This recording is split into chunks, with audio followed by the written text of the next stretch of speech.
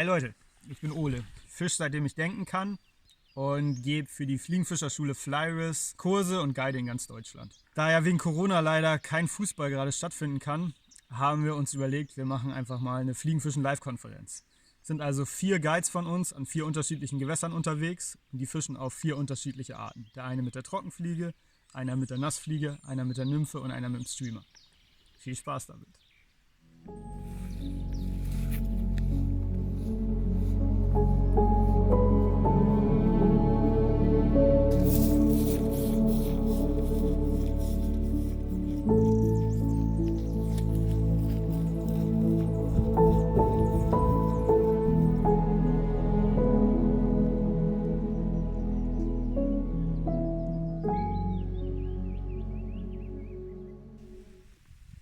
Ich bin heute an einem Wald- und Wiesenbach im Norden von Berlin unterwegs. Ihr seht schon, das zeichnet sich vor allen Dingen dadurch aus, dass die Struktur sehr abwechslungsreich ist. Wir haben ein bisschen schneller fließende Abschnitte, langsam fließende, viele Unterstände durch die umgestürzten Bäume, wo die Fische sich verstecken können. Viel Totholz im Wasser, wo irgendwie Nahrung, also Insektenlarven und so weiter sich sammeln. Apropos Insektenlarve, ich fische heute in erster Linie mit der Nymphe. Also Imitationen von Insektenlarven, die unter Wasser angeboten werden. Fische nehmen so 90% ihrer Nahrung unter Wasser auf und deswegen bin ich der Meinung, ist das eigentlich die effektivste Art zu angeln. Die anderen Jungs sehen das eventuell ein bisschen anders. Wir fischen das in der Kombination mit einem Bissanzeiger, sodass wir die Bisse auch gut erkennen können und dann möglichst viele Fische auch haken.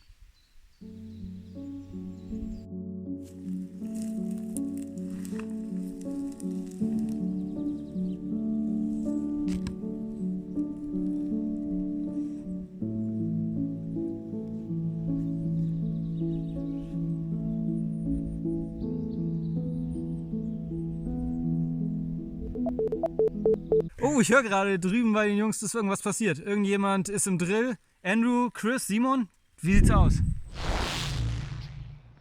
Moin Ole! Nee, ganz easy, Alter. Ich bin gerade eben angekommen ans Bach. Sieht schön aus, die Sonne scheint, das Wasser fließt, die Forellen sind hoffentlich noch drin. Übrigens, hi, bin Andrew. Ich komme ursprünglich aus Südafrika. Ich bin gebürtiger Südafrikaner aus Durban an der Ostküste. Wir sind etwas südlich von Berlin zurzeit. Und ich habe es vor, heute den ganzen Tag, wie befohlen, mit Nassfliege zu fischen. Nur für euch. Wie das geht, erkläre ich gleich. So, das ist eine kleine Nassfliege. Man erkennt es an dem, dass es diese sehr weiche Häscheln, diese Fasern haben. Es sieht so gut wie nichts aus.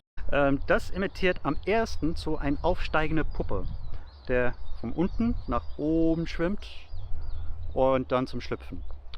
Und das fische ich dann unter Wasser. Das schwimmt nicht oben an der Oberfläche, aber das sinkt auch nicht so tief ab wie eine Nymphe. Und wenn man es quer rüber wirft, lass rumtreiben, hier in den Körper und in den Häschel wird so ein paar kleine Luftbläschen dann verfangen. Es glänzt schön und es sieht aus wie ein Köcherfliege, der aufsteigt. Und das reizt die Fische.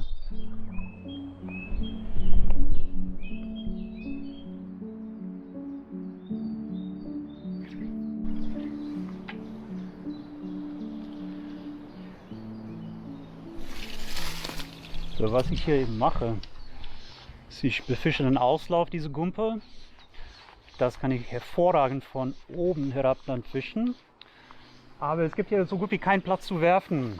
So mit einem Überkopfwurf, die ganz klassisches Hin und Her. Aber was ich stattdessen machen kann, ist einen kleinen Rollwurf, wird es so genannt. Das heißt, ich brauche keinen Platz hinter mir, möglichst so 2 Meter, wenn überhaupt, sodass die Route ein bisschen nach hinten lehnen kann. So. Und dann von hier aus, ganz statisch, schleudere es einfach nach vorne und lasse es abklatschen.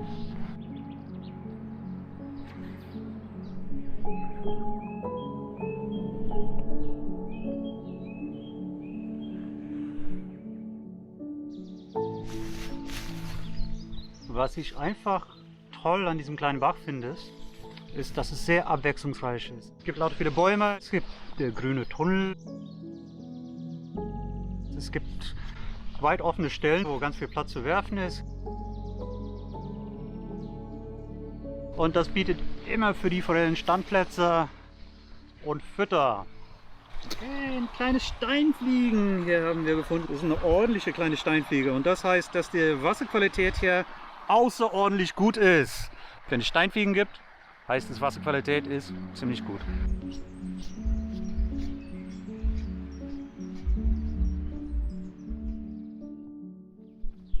Hey Jungs, ich weiß nicht, wie es bei euch aussieht. Es kam kein Bisse, könnten vielleicht eine anfassen. Ein bisschen spitz. Ich ziehe weiter.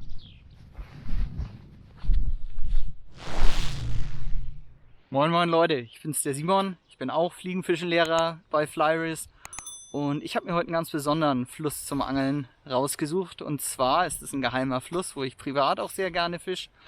Und das Schöne an dem Fluss ist, es ist ein kleiner zugewachsener Bach, an dem es fast ausschließlich wilde Bachforellen gibt. Und das finde ich hat einen unheimlichen Reiz. Also hier leben keine Regenbogenforellen, die aus Fischzuchten hier reingesetzt werden, sondern ausschließlich wilde Bachforellen.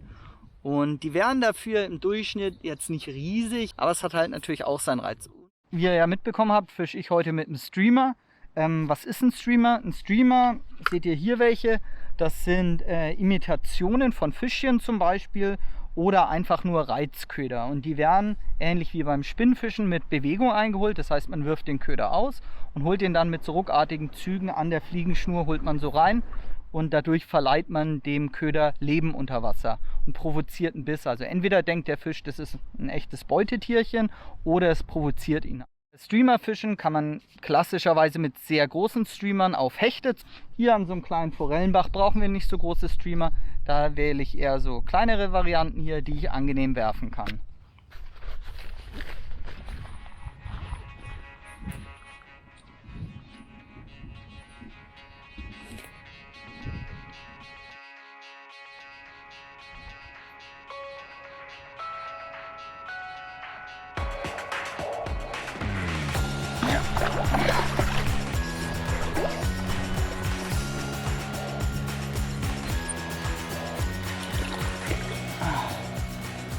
Oh Leute, schaut her, die erste Forelle heute gefangen. Und natürlich hier eine wilde Forelle. Wunderschön. Hammer, freue mich total.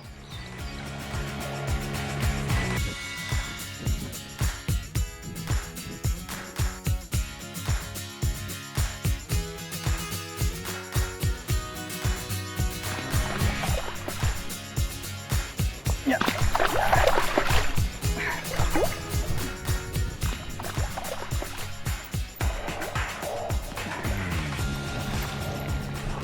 Und schon wieder eine. Ui. Und was für ein schöner Fisch wieder, ey. Wahnsinn. Ist zu klein, darf wieder schwimmen. Und gefangen habe ich sie hier schön mit meinem kleinen schwarzen Streamer. Das würde ich mal als einen hervorragenden Start in den Tag bezeichnen. Jetzt fehlt eigentlich nur noch einer. Chris, wo läufst du so rum?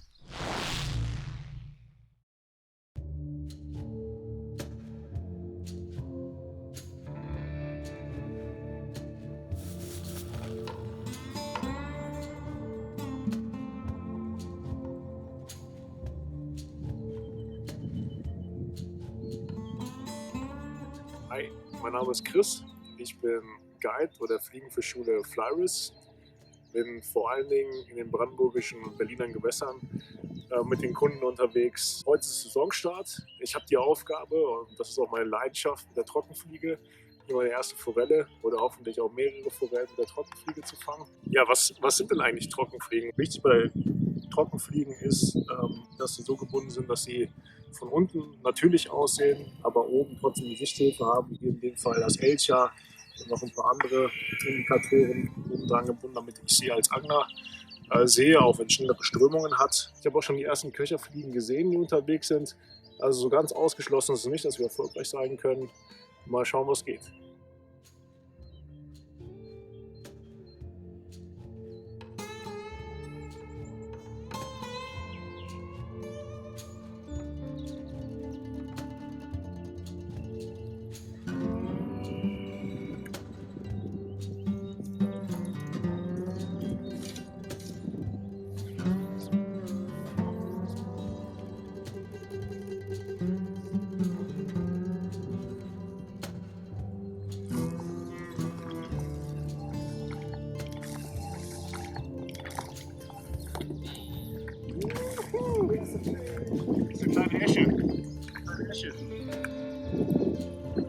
So, und hier ist sie. Eine schöne kleine Esche. Hier in dem Gewässer groß geworden, also wild. Die wird jetzt schon released und wieder schwimmen gelassen. Coole Sache, erster Fisch, Jungs. So sieht's aus. Zweite Stelle, mal sehen, was hier läuft. Aber wenigstens einen schönen Tag. Die Vögel zwitschern, die Mäuse vögeln. Was gut ist.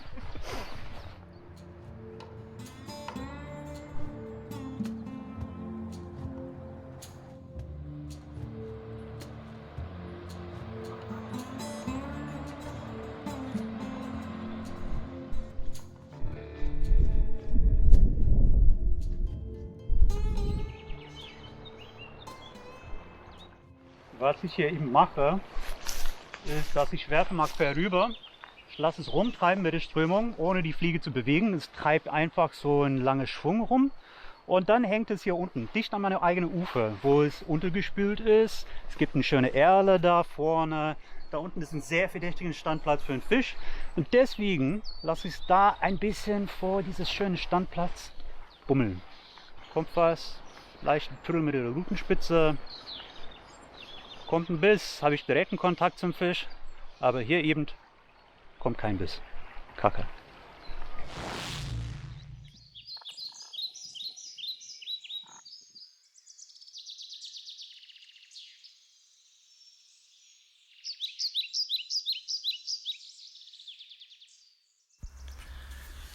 Ja, hi zusammen.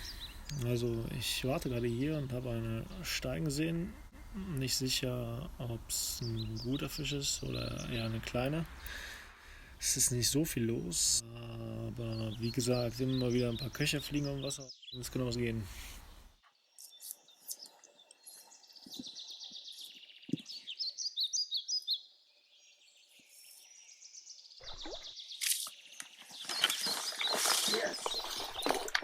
Yes!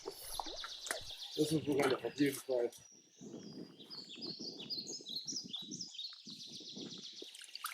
Yes! So.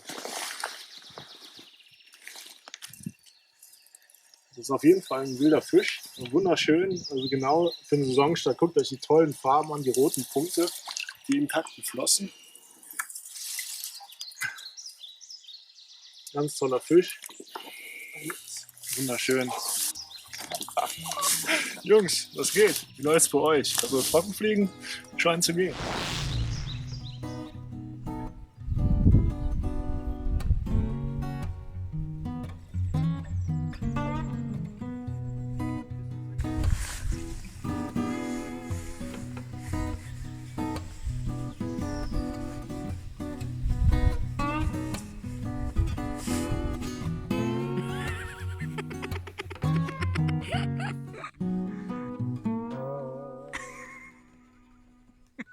Das kann halt passieren beim Nymphenfischen, weil man immer relativ dicht am Grund fischt, dass man halt auch mal in einem Ast hängen bleibt.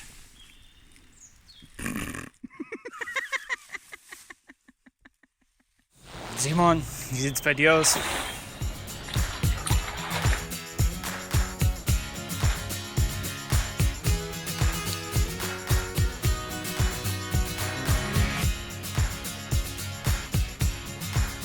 Ja.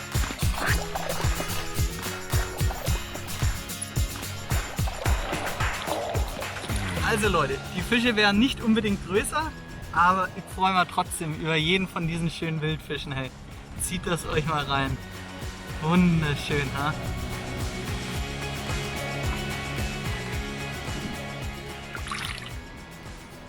Chris, wie sieht's bei dir aus?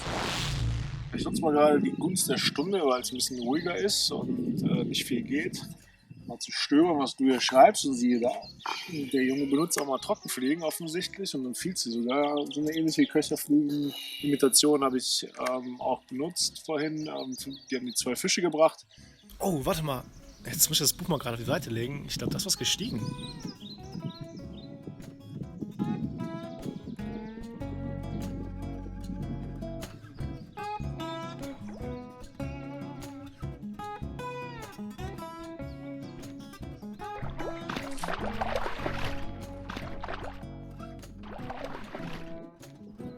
Mann, nicht ins Kraut.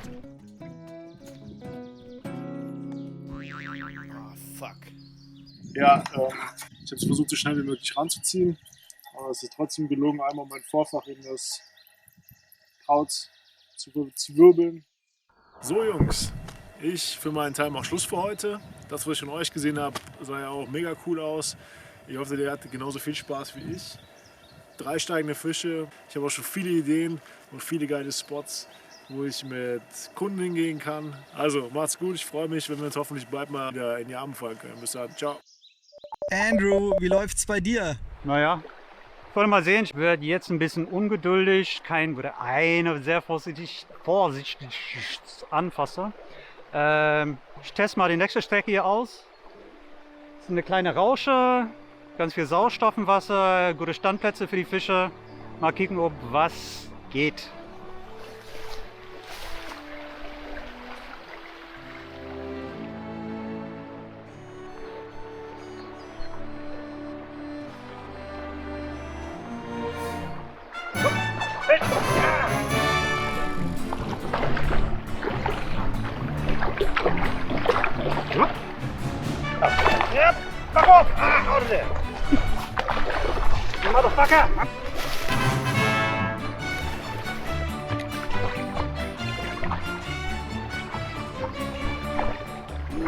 Da ist er.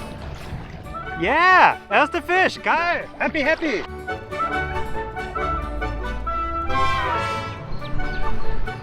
Yeah.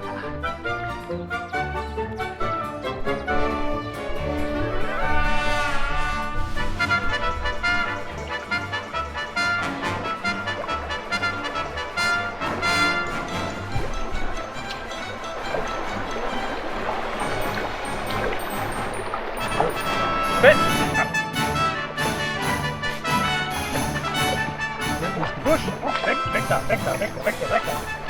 Hopp! Steh!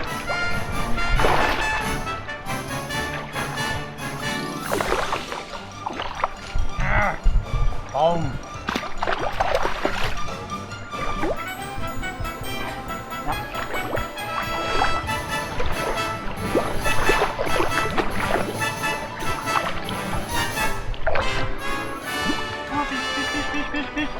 Hier Fisch. Ab in die Kescher. Yeah!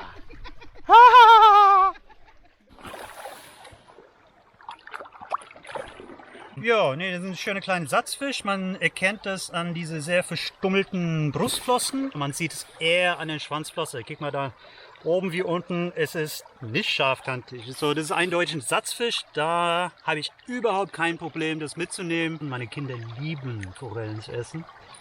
Und im Gegensatz zu einem schönen Wildfisch, auch wenn ein maßiger Fisch kommt, kann man es überlegen.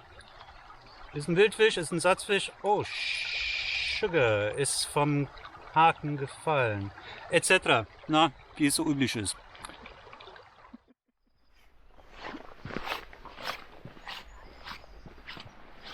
Gravity just confuses me. The lines run out, lines that strange assembly.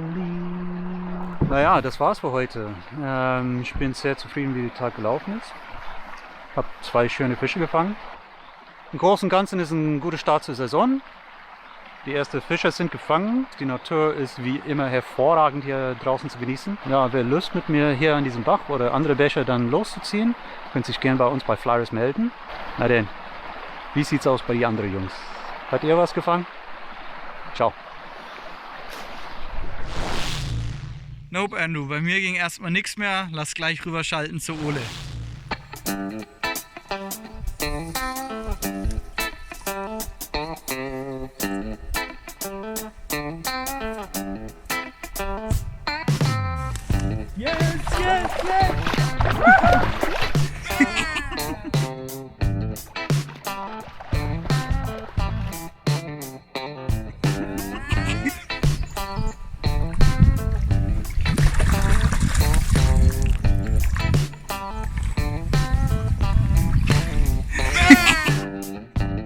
Der erste Fisch des Jahres!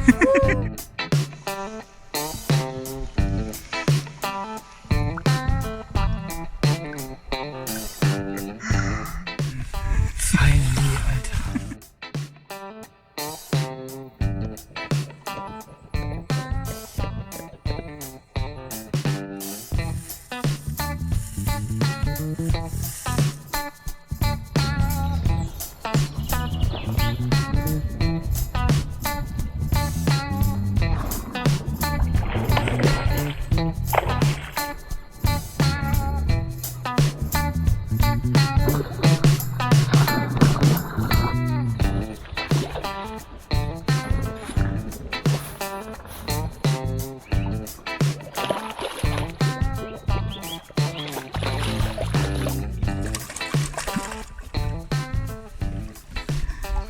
Nummer 2.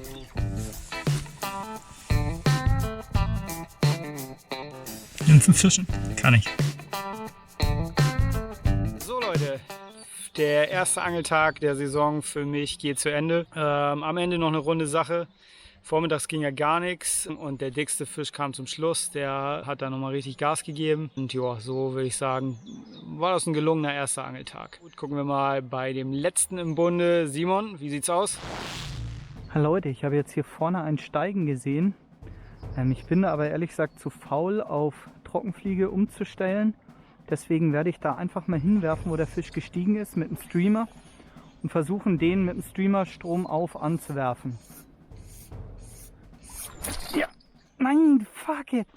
Nein! Ah, das war ein besserer. Scheiße. Ah, fick die Henne. Also Leute, ihr seht jetzt hier mal ganz klar einen der großen Nachteile vom Streamerfischen. Gerade wenn man Strom auffischt, ist es so, dass man ganz viele Fehlbisse hat. Und woran liegt es? Wenn ich Strom aufwerfe, muss ich ja schneller einholen als die Strömungsgeschwindigkeit.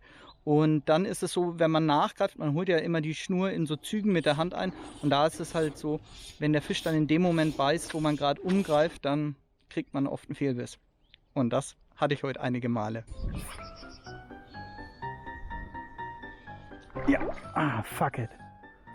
Nein! Aber ich habe auch ein paar schöne Fische gefangen. Also pari pari, passt schon.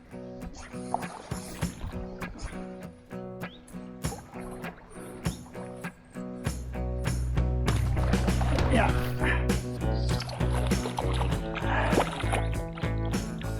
Leute, zieht euch mal diese schönen Forellen rein, ha? Ist das nicht der Hammer? Alter, wie schön.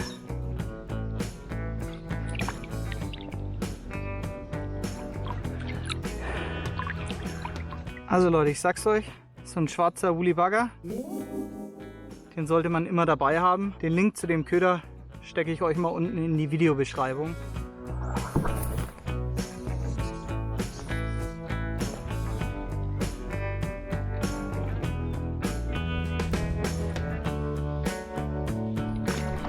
Ui. Also Leute, das sieht doch nach einem vielversprechenden Spot hier aus.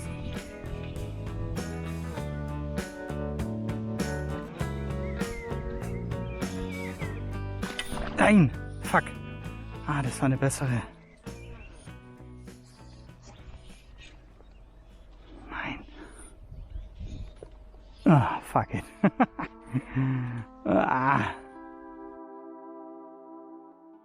Ach Leute, ich sag's euch. Es fällt mir so schwer, mich am Ende immer zu trennen. Aber was soll ich sagen? Es war ein super Tag. Ich kann mich nicht beschweren. Ich habe so viele Fische gefangen, ich habe gar nicht mehr mitgezählt. Die große war leider nicht dabei. Die habe ich für euch aufgehoben. Ach so, apropos, falls ihr auch mal das Fliegenfischen lernen wollt. Ihr wisst ja, wir sind eine Fliegenfischerschule. Vielleicht sehen wir uns ja mal in einem der Kurse. Und was mir auch noch kommt, falls ihr mal Lust auf ein anderes Format habt. Also diesmal hat man ja Live-Konferenz. Falls ihr eine Idee habt, was auch cool wäre, schreibt es uns mal in die Kommentare. Wir sind gespannt auf eure Ideen. Bleibt gesund. Bis bald.